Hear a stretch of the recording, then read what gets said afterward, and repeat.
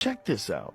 Give me some volume on this. In the summer 2015, a tiny homeless man confessed his shocking life story to me, and then only a week later he'd be killed. When I first met him, I tried to get him some help, tried to get him off the streets. He decided to tell me his life story. He just said, "Dave, it's time." So I was nervous at the time, because as a cop, you're always expecting the worst. Is he wanted? What is he going to tell me? You know, I like this guy. He's been my friend. You know, I hope this is not something that, you know, it's really just going to destroy all that. So he said, I was the smallest man to ever serve in the U.S. military. I became an officer in the Army, a Green Beret captain in Special Forces. You know, first thing I asked him is, well, how could you even get into the military?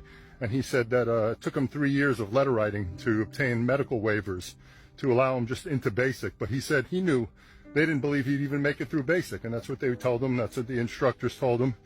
And the equipment was too big for him. Nothing fit. His leg length was so short that he had trouble, you know, when they would do those long marches. He carried a backpack. He was 97 pounds, but he carried a backpack or rucksack. It's probably about 60 or 70 pounds, so it's pretty remarkable. He jumped out of airplanes, and they used to have to strap extra weights onto him to help his descent. Otherwise, he'd just float off and hang out in the air too long. When he was with the 101st Airborne, one of his first tests as a platoon leader was during the Tet Offensive. He was there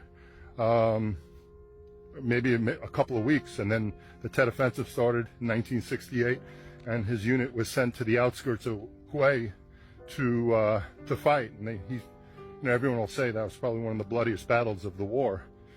So that's where he got battle tested. From there, he went back to the U.S., went to Special Forces school with the 3rd Special Forces Group.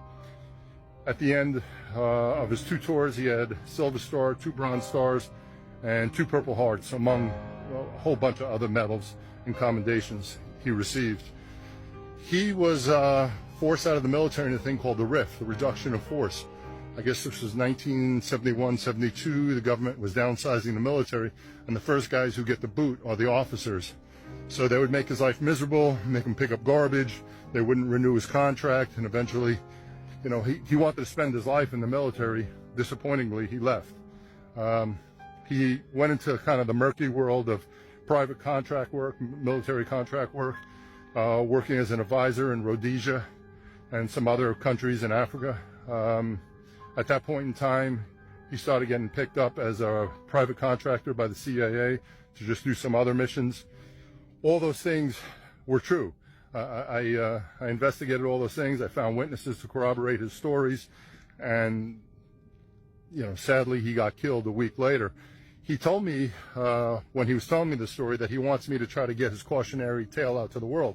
His thought was he really wanted to explain the importance of the transition from war back into civilian life. So he kind of wanted me to use his story as a cautionary tale for the next guys. You know, obviously with the Iraq War and the Afghanistan War, that's something he was interested in helping. At that time, I thought I was going to just, you know, collect the information and then find a real documentary filmmaker or writer to handle it. You know, I didn't know Richard was going to be killed, and I didn't know nobody wanted to help me with the project. So I did it on my own, did the best I could to tell his life story. I made a promise to the man I'll get it out to the world, and this is Richard's life story.